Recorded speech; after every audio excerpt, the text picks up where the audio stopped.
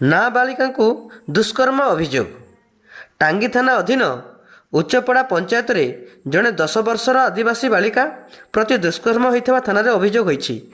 पीड़िता माँ थाना अभियोग प्रकाश जे मंगलवार दिन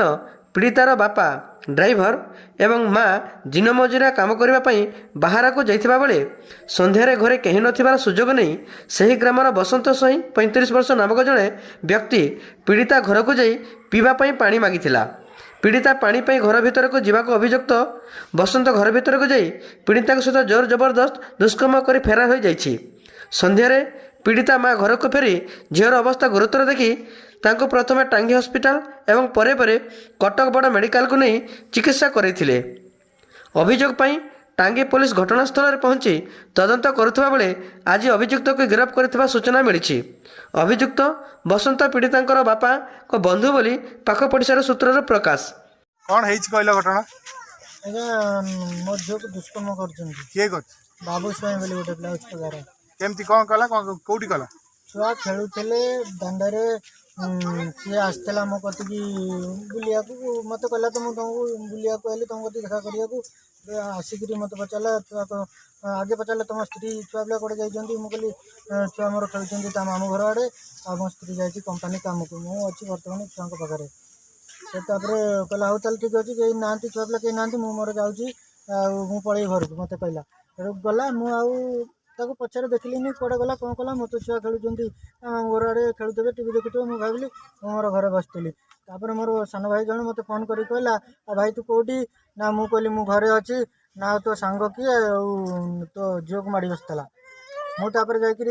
देखिली जो मो झी ये कौटी अच्छी से जो मत कहला से बैदर जंग घर गली से मो झील को देखली कांदी कांदी बाहर बैदर जंग घर पाखे सी कौटी खेलुला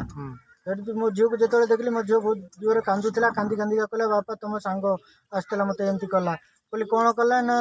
आउ कि पारानी जोर कांदिला एडू तो मत देखला ब्लड सब बहुत है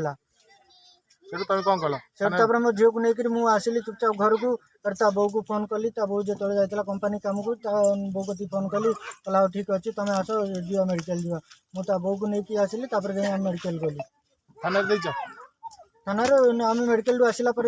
सकाଳେ देचु थाना थाना कहले हूँ ठीक अच्छे आम अभियुक्त को धरबू बर्तमान अबिया कौन हो धरले बर्तमान धरले कि ना मु तो भलसे भी जानी तेणु करके कहते हाँ अभियुक्त को आम धरीचु अभियुक्त किए कहले ता ना अभियुक्त हूँ बाबू स्वाई से तुम कौन हम तुम से मोर सांग मत कहूँ सांग मुझे सांग बोलिक मुझे सांग बोलिक ग्रहण करे बर्तमान तुम झील कौटी अच्छी अभी बर्तमान कटक नहीं जाइए थाना गाड़ी आसला कटक नहीं जाइए बोलिक मुझे कथा होती मो स्त्री सांगे मत कहले कटक आम अच्छु तुम अभी कौन पुणी थाना डाक तुमको हाँ मत भी डकई कहले कोर्ट को जावाई मनोज खिलार आम उच्चपदार जो नाबालिका प्रति जो दुष्कर्म घटना ताकू तुरंत दृष्टांतमूलक कठोर रु कठोर दंड देवार व्यवस्था करा जाऊ एवं यह ताहा तुरंत कटक जिला प्रतिनिधि बलराम बेहरा रिपोर्ट न्यूज विराट खबर घटना घटिया